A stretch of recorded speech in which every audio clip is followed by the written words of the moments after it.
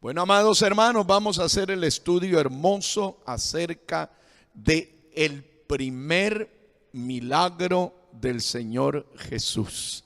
Yo creo que los que conocemos de la palabra desde hace años y hace poco, si le preguntan a la gran mayoría de los lectores de la Biblia, ¿cuál fue el primer milagro que hizo el Señor Jesús? Creo que la mayoría responde, ¿cuál fue el primer milagro? La transformación del agua en vino. ¿Y cuál fue el último milagro? Aleluya, Él no tiene último porque hoy puede hacer otro milagro. Y en un segundo otro milagro. Y en 10 segundos 10 milagros más. Porque Él es el primero y Él es el último. Diga gloria al nombre del Señor. Recordando a ustedes, la vida del Señor Jesús nació ¿en dónde? En Belén de Judea. Se crió ¿en dónde? En Nazaret de Galilea. Y inició su ministerio público en Capernaum, en Betsaida, junto al mar de Galilea. Que el mar de Galilea no es un océano, no es el mar Mediterráneo, es un lago grande, eso sí, pero un lago grande. Ahora, cuando nos vamos a las bodas de Caná de Galilea, a los que les gusta tomar vino y embriagarse, de entrada dicen, allí estuvo el Señor tomando vino y se embriagó, entonces hay que hacerlo, dicen unas corrientes. Otros que les gusta el tema de la diversión social y el baile, dice, lo más seguro es que Jesús estuvo allí compartiendo esa fiesta social y hay que hacerlo. Bueno, se han dicho muchas cosas acerca de este primer milagro. Otros dicen que Jesús estaba allí aprobando las cosas de carácter netamente social. Bueno, la introducción a este tema tiene que ver con la relación y el tipo de acción que Jesucristo vino a hacer a este mundo. Vino a buscar y a salvar lo que se había perdido. Allá en el principio Dios creó al hombre, a imagen de Dios lo creó, varón y hembra los creó y los bendijo. Para el Señor Jesús la familia es lo más importante. Por eso el primer milagro de Jesús tiene relación con la familia, tiene relación con la pareja, tiene relación con el hogar. Así como en el huerto del Edén, el Señor estaba bendiciendo a Adán y Eva al inicio de la creación. Así Dios manifestado en carne en Jesucristo al inicio de su ministerio hacía presencia en el acto matrimonial para traer bendición a esa familia. Digamos gloria al nombre del Señor. Ese es el punto de vista desde el carácter justificativo del escenario. En el aspecto de carácter espiritual hay que recordar que el Señor Jesucristo es tipo del esposo y la iglesia es tipo de la esposa del Cordero. Entonces hay una explicación allí de carácter espiritual de que todas las acciones de Jesucristo en su ministerio tienen relación con la esposa. La esposa. Las parábolas del esposo que llega a medianoche tienen relación con el esposo que aparecerá de manera repentina. Y esta esposa, que es la iglesia ataviada de lino fino, tiene relación con la preparación de la esposa a esperar a su esposo. Digamos gloria al nombre del Señor Jesús. Bueno, esas son el contexto en el que va el milagro. Sí tomó sus apuntes, ¿verdad? Las bodas del Cordero, su justificación en el sentido de la creación, de la bendición para la pareja y Jesucristo como tipo de esposo. Caná. El lugar de Caná en Galilea era una población no tan grande, ubicada al norte de Nazaret y al oeste u occidente de Capernaum, más o menos a unos 20 kilómetros de donde se crió Jesús y donde estaba viviendo actualmente. Y la Biblia dice, el 2:1, al tercer día se hicieron unas bodas en Caná de Galilea y estaba allí la madre de Jesús. Bueno, vamos a tener que explicarle. No quiero profundizar mucho en el término de las bodas, pero me veo en la necesidad de hacerlo para comprender. Porque si a usted le dicen bodas en este siglo XXI, un novio, una novia, algunos se están casando bajando de un paracaídas, otros se quieren casar dentro del mar, otros se quieren casar arriba de un árbol, otros se quieren casar saliendo de la playa. La gente hoy hace cualquier cosa por su matrimonio. Un día a mí como pastor me están invitando y una pareja de novios me dice: quiero que nosotros, el sueño de nuestra vida es casarnos allá en mar adentro, en medio de una embarcación. Yo dije: no, tampoco así, ¿verdad? Entonces los novios a veces se les ocurren muchas cosas que son extrañas, porque dicen: no, es que mi boda quiero que sea única. Bueno, si el único Dios verdadero lo va a bendecir, su boda es única en el nombre del Señor. Bueno, vamos a hablarle de las bodas en Israel. Las bodas en Israel tenían dos partes importantes. Escriba: la primera, el desposorio o noviazgo, y la segunda, la ceremonia o matrimonio. El desposorio o noviazgo, la primera, y la segunda, la ceremonia o el matrimonio. En este aspecto hay un ejemplo de la palabra de Dios en el cual los padres se preocupaban por conseguirle ¿qué? Conseguirle la esposa a su hijo, a su hijo. Esto era un tema de padres, ¿verdad? Ahora dicen: uff, qué extraño. Sí, en la antigüedad era así. Y tenemos la explicación, por ejemplo, de Abraham. Abraham era ya un hombre anciano y tenía un hijo llamado Isaac, que según Génesis 25:20, Isaac ya tenía ¿qué? 40 años y era soltero. Y el padre tenía la bendición de Dios, 40 años. Entonces usted diga: hermana, me faltan otros 10 años más, esté tranquila, esté tranquilo. 40 años tenía Isaac y era soltero.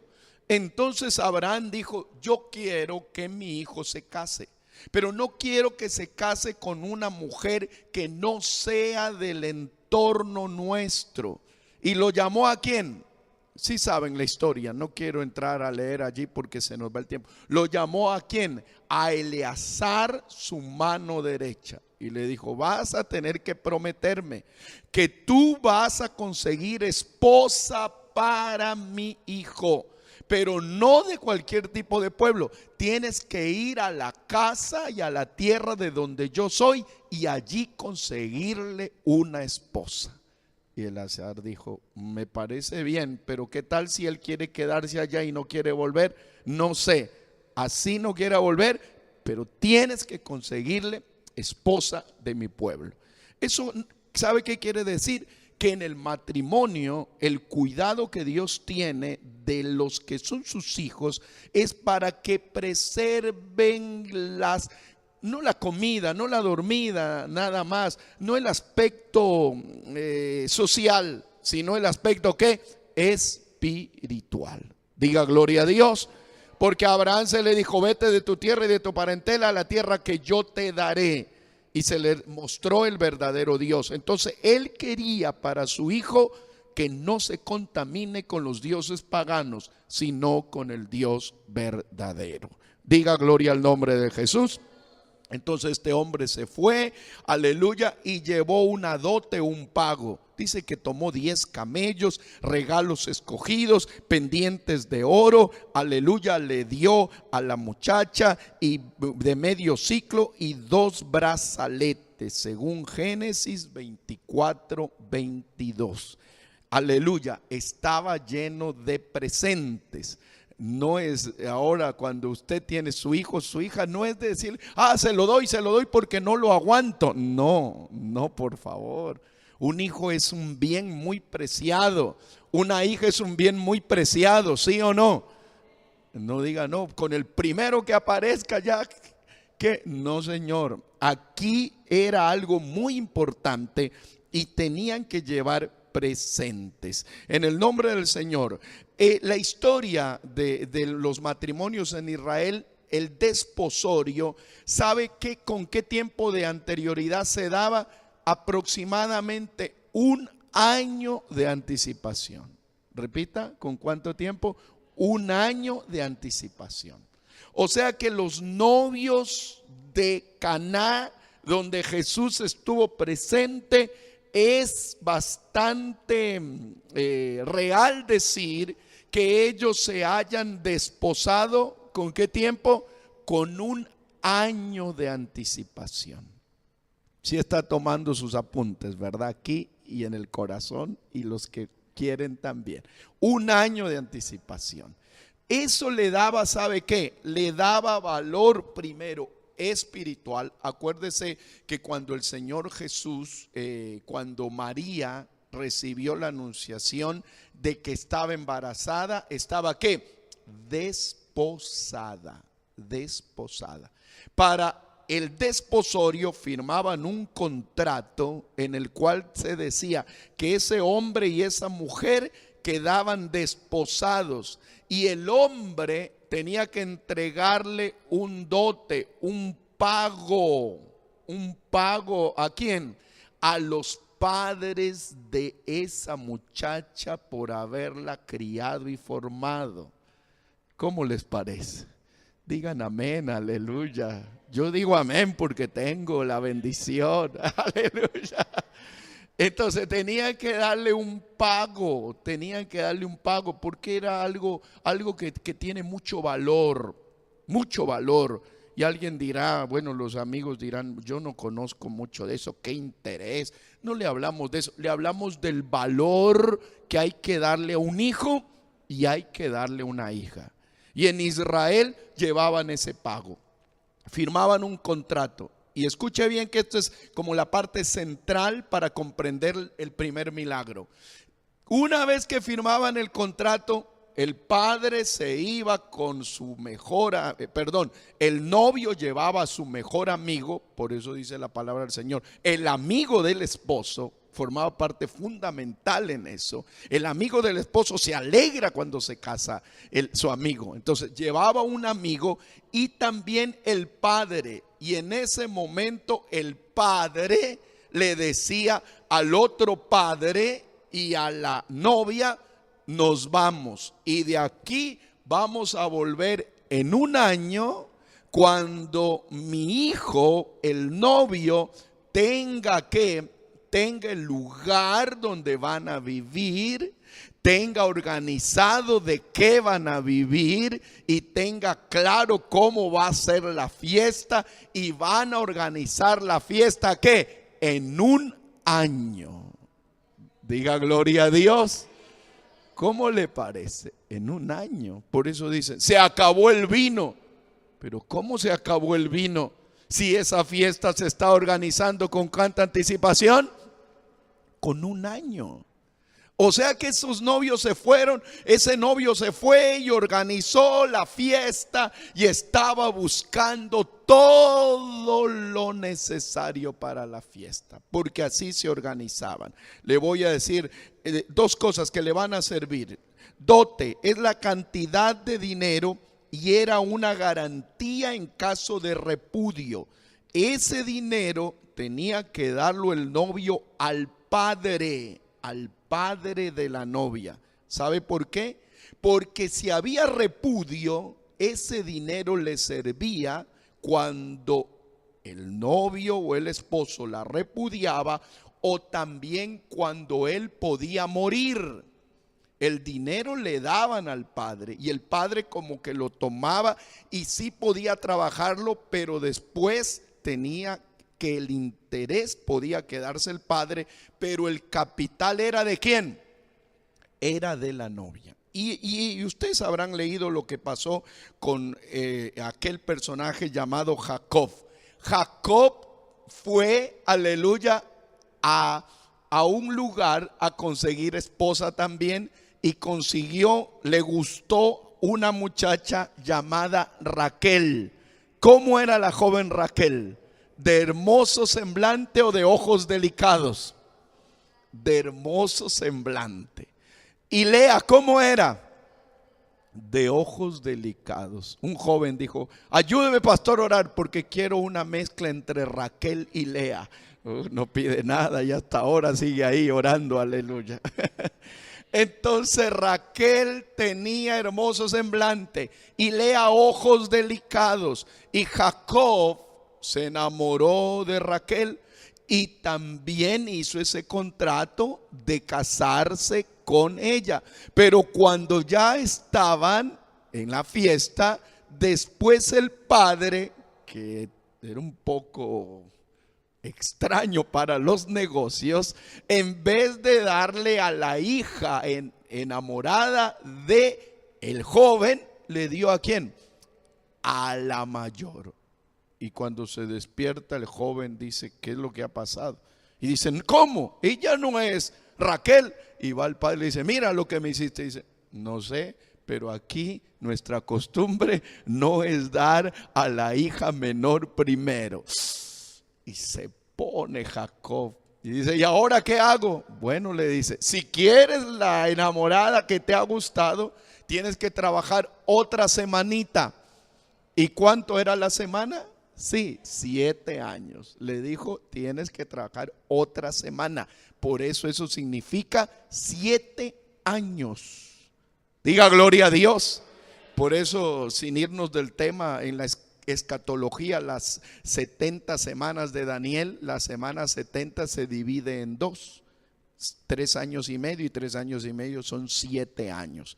Entonces trabaja por ella y después trabaja 14 años y se casa. Y después Dios lo bendijo porque como ya tenía que retirarse, las ovejas que eran manchadas le pertenecían a él, y él se fue lleno de bendición. Pero lo que quiero llegar es aquí en el Génesis 31:15, cuando dice, léalo: no nos tiene ya como por extrañas, estaban hablando las hijas de Labán, pues nos vendió y aún se ha comido del todo nuestro precio. ¿Qué están diciendo las hijas de Labán? De que el padre hasta se había comido el dote que les pertenecía a ellas. Digamos gloria al nombre del Señor. Si está comprendido entonces todo el tema de la boda. No nos da el tiempo, otro día daremos una predicación solo del tema de la boda y lo relacionemos con Cristo y la iglesia. Pero ahora, para hablar del primer milagro, hay que hablar ¿de qué? De una boda. ¿Cuántos días duraba aproximadamente? Entre 3 a 7 días. ¿Cuánto tiempo lo organizaban aproximadamente? 1 año. ¿Quién organizaba la fiesta? Organizaba el novio con su mejor amigo y el padre. ¿Cómo era esto? Aleluya, que iba el novio a la casa de la novia y la buscaba en un desfile con danza, la sacaba de la casa y lo llevaban a los novios con danza, con alegría, y todos llegaban a la casa del novio y allí empezaban a comer y a comer y a comer durante 7 días aproximadamente, y había una alegría y vivan los novios, vivan los novios. Y el matrimonio se realizaba en un lugar con 4 estacas, que significan los 4 puntos de la tierra, no bajo techo sino al aire libre, y le ponían una especie de tálamo arriba, una especie de cortinita arriba, y allí declaraba la bendición la persona encargado de lo religioso. Así era el escenario de la boda. Con esa explicación entonces dice la palabra del Señor, si les parece interesante, ¿verdad, hermanos? Dice, se hicieron unas bodas en Caná de Galilea y estaba allí la madre de Jesús. Note el versículo 2, y fueron también invitados a las bodas Jesús y sus discípulos. Por favor, con la Biblia en mano, hay una diferencia allí, amada iglesia, ¿entre quién? Entre la madre de Jesús, porque dice, y estaba allí la madre de Jesús. Pertenecía al grupo que organizaba el matrimonio. Es muy probable, la Biblia no lo dice, pero puede quizá escribir en sus apuntes, es muy probable que ese matrimonio haya sido de algún familiar del entorno de María. Es muy probable, porque María aparece allí como ¿qué? Como parte de la organización. ¿Cuántos de los que están aquí han ayudado en algún matrimonio? Un día nosotros estábamos en una iglesia y por ahí estábamos conversando con alguien y nosotros dijimos, vamos a ayudarles a hacer el matrimonio, vamos a ayudarles. Y se acuerda cuando usted se pone de ayudar, le consiguen por aquí esto, lo otro, lo otro, lo otro, lo otro. Aleluya, y usted se siente contento porque se van a casar personas que los quieren. ¿Sí o no? Diga gloria al nombre del Señor. Yo precisamente me casé aquí con mi esposa hace 20 años ya aproximadamente, y el día del matrimonio conseguimos zapatos por acá, vestido por acá, por aquí la comida, por aquí, porque éramos un grupo muy pequeñito y no teníamos todos los recursos para hacer la fiesta, pero que allí siempre hay alguien que nos ayuda. Entonces parece que María está en la organización. Y también, lea el versículo número 2, y fueron también, ese también quiere decir un grupo aparte, y fueron también invitados a las bodas. ¿Quiénes fueron invitados? Jesús y sus discípulos. No necesariamente los 12, porque los discípulos fueron llamados de manera progresiva, pero Jesús ya tenía ahí unos discípulos. Entonces fueron en calidad de ¿qué? De invitados. Ya se ubicó en el escenario, ¿verdad? Cuando dice la palabra del Señor allí, hay alguna discusión, no está muy claro. Dicen, al tercer día se hicieron unas bodas. Algunos incluso se atreven a decir, no le estoy confirmando, solo le participo, que dicen como que llegó Jesús al tercer día de las bodas. Eso es una corriente, pero no estamos para aseverar. Total es que Jesús llegó como invitado. Y dice el versículo número 3, lea, y faltando el vino. Diga gloria a Dios. Ahora sí vamos a hablar de este punto que ha dado mucha polémica. Y faltando el vino. Bueno, el vino en el contexto de la Biblia tiene una explicación bastante larga, profunda y en varios contextos. Usted recuerda lo que pasó con un hombre que plantó una viña y se embriagó. ¿Cómo se llamó? ¿Cómo se llamó? Noé. Él plantó una viña y ¿qué? Y se embriagó. Entonces se da cuenta que allí la Biblia no lo relaciona como un hecho de aplausos. La embriaguez de Noé no aparece como un hecho que hay que decirle que vivan los que se embriagan. No, aparece como un hecho fortuito y no tan claro. También la palabra del Señor dice, no mires al vino cuando está rojo, porque una vez que lo bebes se convierte como ¿qué?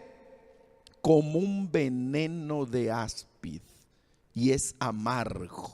Y cuantos caen en ello pasan muy mal. El vino entonces tiene algunas situaciones que se dan en el contexto de la Mesopotamia antigua. La Mesopotamia y el lugar donde se desarrolla la Biblia es un pueblo donde se plantaban viñas y hay muchas vides de donde se extrae la uva y llevan a los lagares, las preparan allí y sacan el vino. Pero entonces hay distintos tipos de vino. Le voy a pedir que tome sus apuntes en el nombre del Señor. El vino. Tradicionalmente se habla de el mosto. ¿Dónde usted ha escuchado la palabra mosto? Amén. Cuando dice que en el día de Pentecostés a los que hablaban en lenguas les dijeron que estaban ¿qué? Llenos de mosto. La palabra mosto es un término que se utilizó allí para describir a personas que no entendían lo que estaban hablando. Este vino llamado mosto era hecho de la uva seca y tenía algunas trazas de alcohol porque era fermentado. Iba al lagar y lo apisonaban.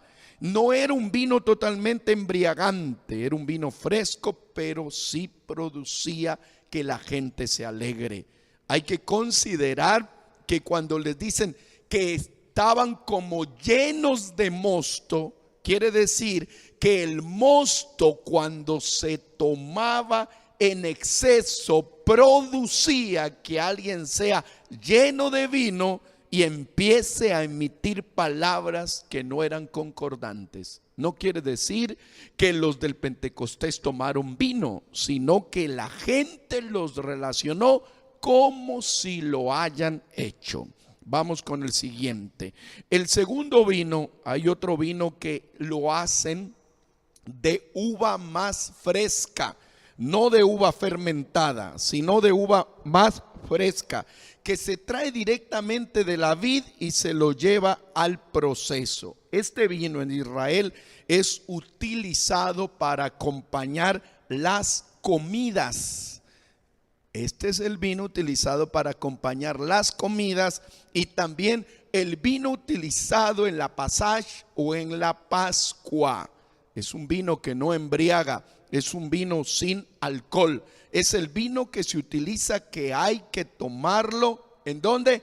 En la Pascua o en la Santa Cena, con pan sin levadura. Ese vino no es embriagante, ese vino está para actividades de carácter ¿qué? De carácter espiritual.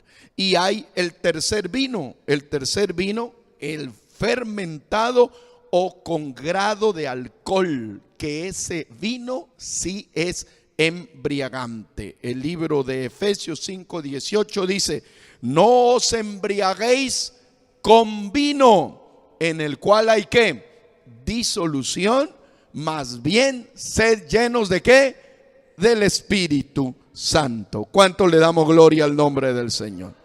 Entonces, allí por favor hay que tener claro lo siguiente: la vida del Señor Jesús y su santidad, como Él es en su naturaleza, no puede crear, apoyar, incentivar o confundir a las acciones embriagantes de las personas. Alguien dirá: sí, pero a Jesús lo acusaron que Él pasaba ¿con quién? Con comilones y bebedores. Entonces pensaban que era igual, pero era una acusación de la gente hacia Él. Pero Él lógicamente no tuvo una acción embriagante dentro de sus acciones, sino lleno de coherencia. Diga gloria al nombre del Señor. Entonces, la palabra del Señor nos habla acá cuando dice: y faltando, tome la Biblia, versículo número 3, y faltando el vino. El vino había faltado, no sabemos la cantidad de invitados, se había terminado. Le pregunto a usted, ¿cuál fue la razón por la que se terminó el vino? ¿Cuál fue la razón? ¿Tiene alguna idea? Alguno de ustedes dirá: porque era el séptimo día, puede ser. Alguno dirá: porque se fermentó demasiado lo que tenían, puede ser. Alguno dirá: porque se olvidaron de traerlo, quizá no, porque eso no se podían olvidar. Otros dirán: porque estuvo muy sabroso el vino que repartían. Creo que no, porque después vemos que el maestresala dijo otra cosa. Entonces algo sucedió.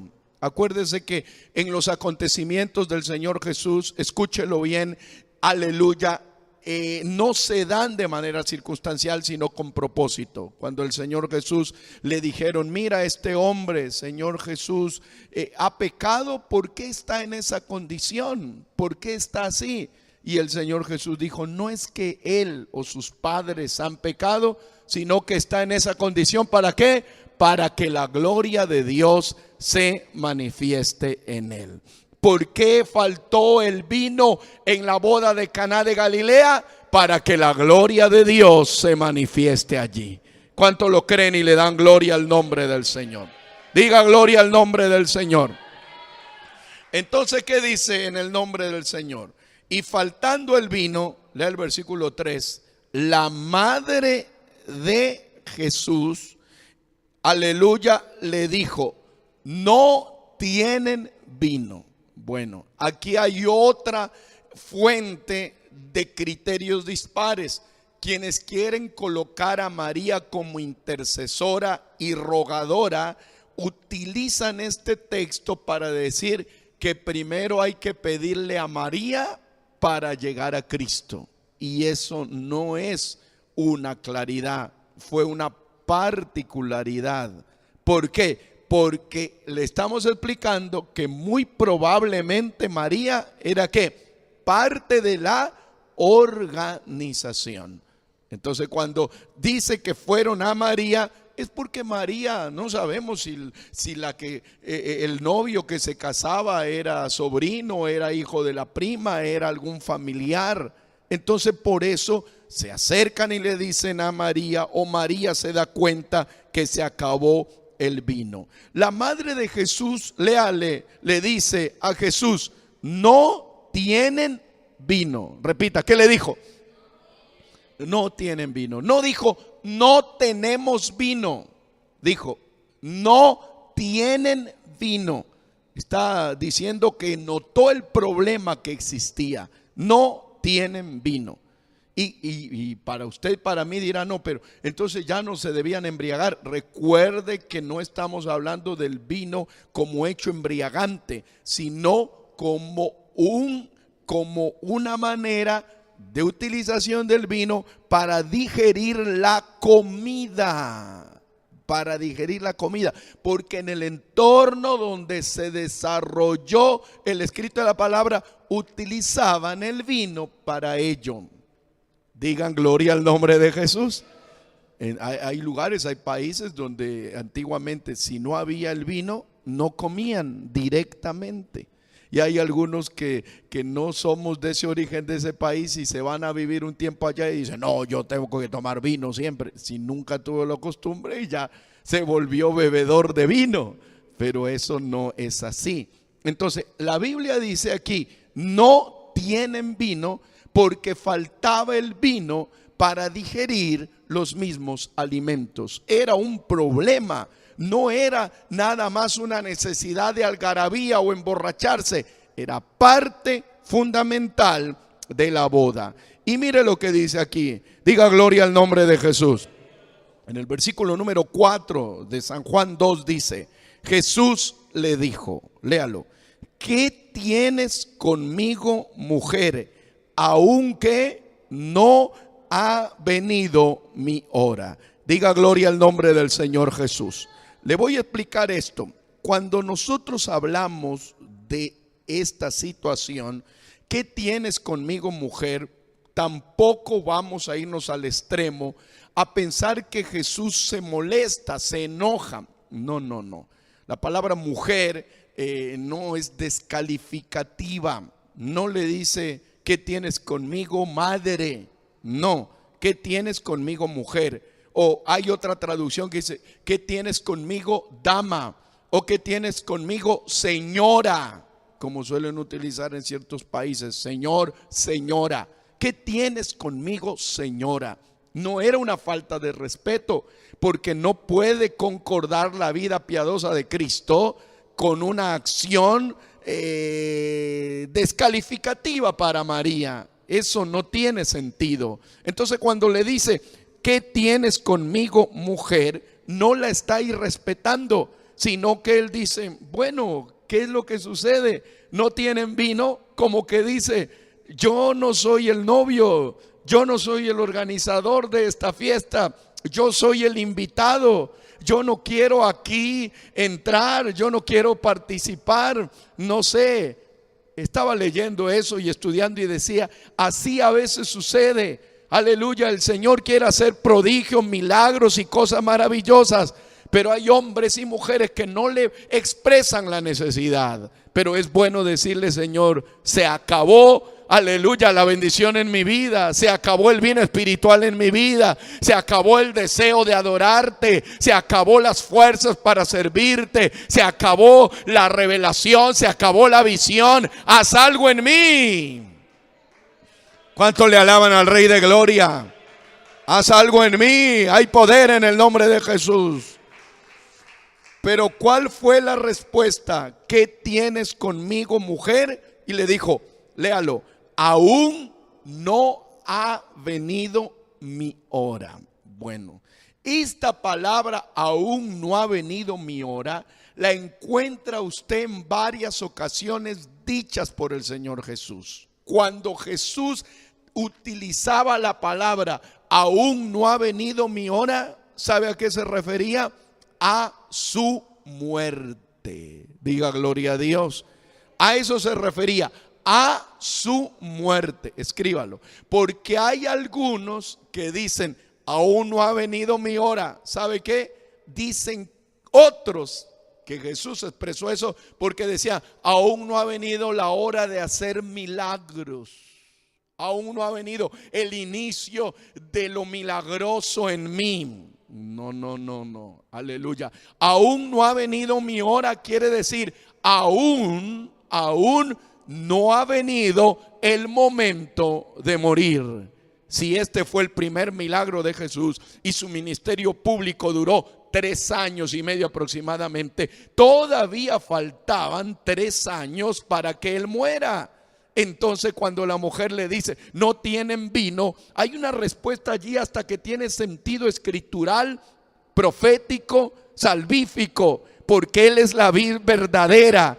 Y para que haya vino se necesitaba colocar a la vid en el lagar y pisotearla, que significa la muerte de Cristo en el Calvario y los azotes y las heridas, para que de allí salga el mejor vino para llenarnos del poder del Espíritu Santo y gozarnos en él.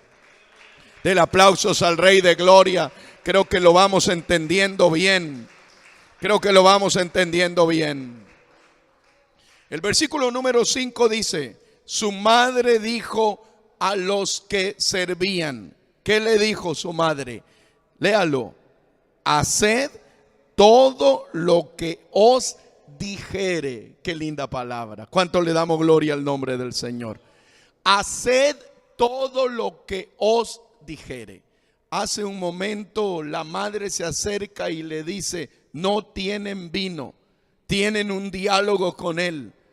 Ella entiende y dice, no se preocupen, yo no sé lo que va a pasar, pero todo lo que él les diga, hagan, no pregunten.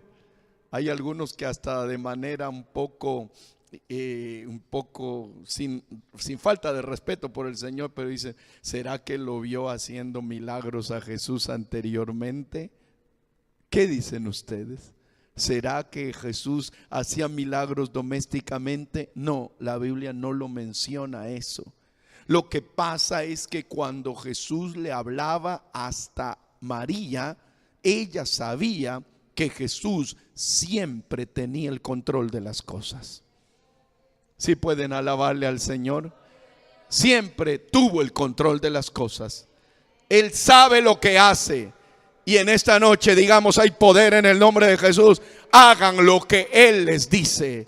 Adorémosle al Rey de Gloria con todo el corazón. Adorémosle al Rey de Gloria con todo el corazón. Y les dice, haced lo que os dijere.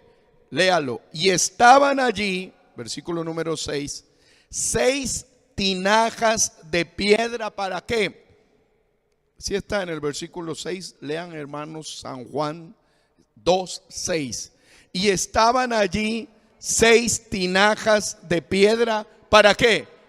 Para agua, conforme al rito de la purificación de los judíos, en cada una de las cuales cabían ¿qué? 2 o 3 cántaros. Bueno, le voy a explicar aproximadamente a cuánto equivale eso. No hay una precisión, hay muchos escritores, investigadores de ello que dicen, bueno, eso no es necesariamente medible. No, dice que habían 6 tinajas. La tinaja aproximadamente, en cada tinaja podía entrar unos ¿qué? 80 a 100 litros.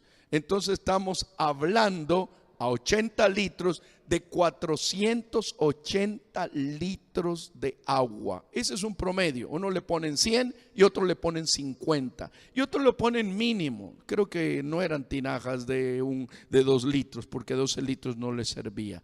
Entonces estaban muchos litros de agua que el Señor dijo: llenad estas tinajas de agua. Diga gloria al nombre del Señor. ¿Cuál era la orden? Llenar las tinajas de agua. Escuche bien esto. No había vino. La gente estaba preocupada. La gente estaba desesperada. El novio no sabía nada. María sabía del problema. Se lo cuenta a Jesús. Ella dice: hagan lo que Él les diga, no pregunten nada. Jesús les dice: miren esas tinajas, llénenlas de agua. Y ellos empezaron a llenar. Y el uno le decía al otro: ¿qué pasa? No preguntes nada, solo llénalas. ¿Qué van a hacer? No preguntes nada, solo llénalas. Y llenaron la primera, llenaron. Y el uno le dijo al otro: dejemos ahí. Y el otro seguro le diría: no, nos dijeron que llenemos las 6. ¿Pero para qué? Llena las 6. Siempre hay alguien que le pone fe y siempre hay alguien que le pone incredulidad. Aleluya. Entonces llenaron la primera, llenaron la segunda y dirían: no, ya esto está muy cansado y la gente quiere vino. Y ya se empezaron a preocupar porque no había vino y llenaron las 6 tinajas hasta arriba. Diga gloria al nombre del Señor. Y el Señor levantó las manos a los cielos. No las levantó. El Señor dijo: que se transforme esta agua en vino. No lo dijo. El Señor solamente dio esta orden: sacad ahora y llevadle al maestresala. ¿Quién era el maestresala? Era el responsable de toda la boda. Era el que daba la cara, el que aprobaba, era el jefe de ceremonias, era el que determinaba cómo salía la boda, era el que decía hasta qué comida y no comida se pueda servir. No era una persona cualquiera, era una autoridad dentro de la boda. Entonces le dijo: bueno, tomen eso y llévenlo al maestresala. Y se lo llevaron. Diga gloria al nombre del Señor. Se lo llevaron. ¿Qué llevaban? Agua. Agua. Aleluya. Estoy no seguro, pero pienso que cuando sacaron quizá era agua. Sacaron agua. Y como que le llevaban agua. Hay poder en el nombre de Jesús. Y se lo dan al maestresala. Y el que lo lleva dice: ¿y ahora? Y ahora, porque estaba preguntando: ¿y ahora qué vamos a hacer? Aquí está, esto manda Jesús. Y en el momento que el maestresala probó el agua hecha vino, ¿cuánto le dan gloria a Dios? No el vino mezclado con agua, sino el agua hecha vino. Diga gloria a Dios. Diga gloria a Dios. El vino proviene del agua, no proviene del agua, sino de la vid, de las uvas. Pero aquí el agua hecha vino, hay poder en el nombre de Jesús.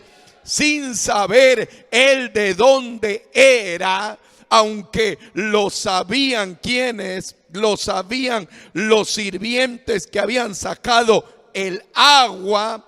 lo llama al esposo. Oh, y el esposo estaba allí, lo llama al esposo y lo ve al esposo y le dijo: algo te tengo que decir. En todas las fiestas que he pasado y que me han contado, todo hombre sirve primero el buen vino, y cuando ya han bebido mucho, no se refiere que están borrachos, sino que están tomando el vino para digerir la comida. Cuando ya han bebido mucho, entonces saca el vino inferior. Pero tú has hecho algo distinto: has reservado el buen vino para esta hora. Dele aplausos al Rey. Dele aplausos al Rey, hermano, hermana. Dele aplausos al Rey de Gloria. Dele aplausos al Rey de Gloria. Dele aplausos al Rey de Gloria. La Biblia dice que manifestó su gloria. Manifestó su gloria. Y los discípulos empezaron ¿a qué? A creer en él. Porque dijeron: ¿cómo? Aleluya. Y la gente empezó a decir: ¡qué vino tan sabroso! ¿Dónde lo compraron? ¿De qué viñedo lo trajeron? Yo quiero también, diría, cuando me case un vino como este. O yo quiero para mi fiesta un vino como este. Y le decían: ¿dónde está ese vino? Y los sirvientes dijeron: ahí está el responsable. Ahí está el responsable. Y se les preguntaron y les dijeron: ¿cómo lo hizo? Trajo uvas, metió las manos en el agua, revolvió con algo, quizá quedó algo. ¿Con qué lo mezclaron? ¿Cómo lo hizo? Y ellos decían: lo único que nos dijo es: llenen todas esas tinajas de agua. Y empezamos a llenarlas y a llenarlas y a llenarlas y a llenarlas. Y en un momento él dijo: saquen el agua y llévenlo al maestro de ceremonias. Y cuando nos dimos cuenta, la copa que tomó el maestresala era vino. Y cuando regresamos a ver acá, todas las tinajas estaban llenas del mejor vino que jamás en la historia de Caná de Galilea ni en Israel se había probado. Dele gloria al Rey. Dele gloria al Rey. Dele gloria al Rey. ¿Cuántas tinajas hay en esta noche? Les pregunto: ¿cuántas tinajas hay en esta noche? Les pregunto otra vez. No le voy a preguntar cuántas. ¿Quién en esta noche quiere considerarse una tinaja?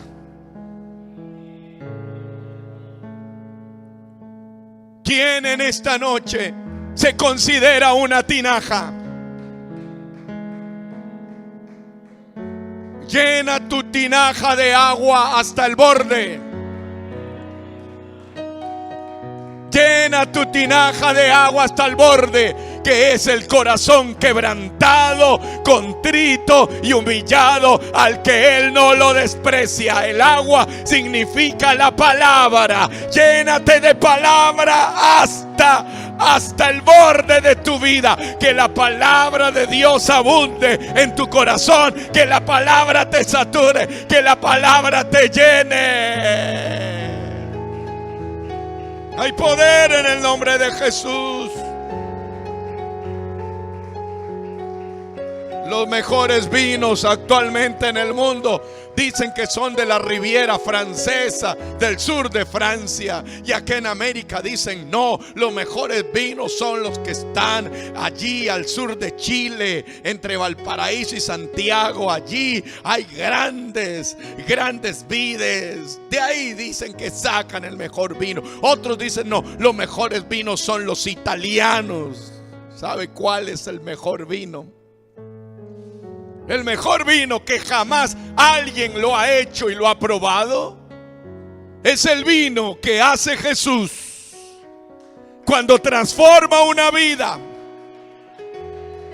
Por eso aquí hay muchos hombres y mujeres que antes de ser cristianos se embriagaban y tomaban vino para emborracharse, tomaban alcohol para emborracharse. Oh, pero desde que probaron el vino del Espíritu Santo, del poder de la palabra, ya no quieren nada. Ya no quieren nada, porque lo único que quieren beber es de la vid verdadera. Yo soy la vid verdadera y mi Padre es el labrador. Yo soy la vid.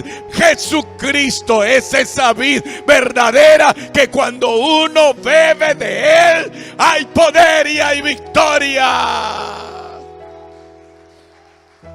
Oh, adórelo, adórelo, adórelo, adórelo, adórelo, adórelo, adórelo. Adórelo, adórelo, adórelo, adórelo. Adórelo, adórelo, adórelo al Señor. Adórelo, adórelo, adórelo. Adorémosle a Cristo, amado, porque Él es tan bueno con nosotros. No sé, hay poder en el nombre de Jesús. Si aquí hay alguien, aleluya, que no siente esa dulzura del fruto de la vid. Cuando probaron ese vino, yo creo que el esposo le contaron y se fue y le dio un abrazo a Jesús y le dijo gracias. Pero más que darle un abrazo, yo creo que empezó a rendirle adoración. Si en tu vida falta el vino espiritual, oh, aleluya. Si en la vida de alguien falta el vino espiritual, sería lindo en esta noche. Yo quiero hacerlo, no sé usted, creo que sí también. Yo creo en esta hora que nuestro cántaro se llene. Si quisiéramos terminar este culto diciéndole: Señor, quiero llenar mi cántaro de tu gloria. Quiero llenar mi cántaro de tu presencia. Quiero que mi copa esté rebosando. Les pido en el nombre de Jesús que lo invoquen. Les pido en el nombre de Jesús que lo crean. Les pido en el nombre de Jesús que haya el quebrantamiento de alguien. Sería totalmente maravilloso que los que estamos aquí escuchando esta palabra y los que están en casa nos llenemos de la gloria de Él. Nos llenemos de la gloria del Espíritu Santo. Que el Espíritu Santo sea quien sature nuestra vida. Por eso, aleluya, nosotros estamos esperando la cena de las bodas del Cordero, donde el esposo le dice a la esposa: ven, y la iglesia será levantada. Hay poder en el nombre de Jesús. Y Él pagó un dote por nosotros. Y el dote que pagó por nosotros fue la muerte en la cruz del Calvario. Y Él hace 2000 años dijo: yo volveré y los llevaré. Y Él ha prometido y Él volverá. Y Él no nos va a dejar solos. Y en esa cena de las bodas del Cordero se servirá el vino mejor que el de Caná de Galilea, porque allí beberemos del fruto de la vid y nos llenaremos de su gloria. Sí, hay una necesidad en esta hora. La necesidad de llenarnos de la presencia. Le pido en el nombre de Jesús que lo haga, que se llene de la gloria, que se llene del Espíritu Santo, que lo aplauda con todo el corazón. En esta hora, ¿quién necesita beber de ese agua de la vida? ¿Y quién necesita en esta noche, aleluya, no embriagarse con vino, sino ser lleno del Espíritu Santo? Póngase de pie y el que quiera recibir de Él, venga. Venga a los pies de Cristo el que quiera recibir de Él. Yo quiero recibir de Él. Yo quiero recibir de Él. Venga a recibir de Él el que quiera recibir de Él. Venga a los pies de Él. Llena mi cántaro, dígaselo. Llena mi cántaro, llena mi vida, Señor. Venga con actitud de fe, de autoridad. Venga con actitud de fe y de autoridad.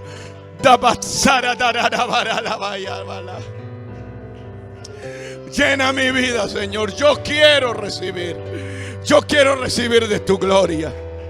Yo quiero recibir de tu presencia. Yo quiero que tú te manifiestes en mí.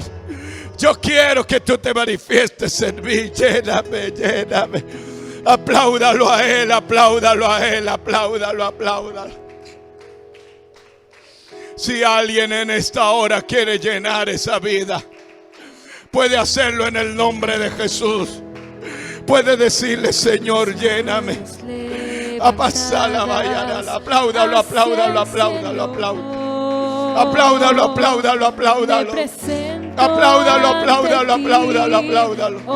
Soberano Dios, apláudalo. Para recibir la fuerza y el poder para vivir. Apláudalo, apláudalo, apláudalo, apláudalo. Junto a ti. Apláudalo, apláudalo, apláudalo, apláudalo. Oh, en el nombre de Jesús hay victoria. En el nombre de Jesús hay poder. En el nombre de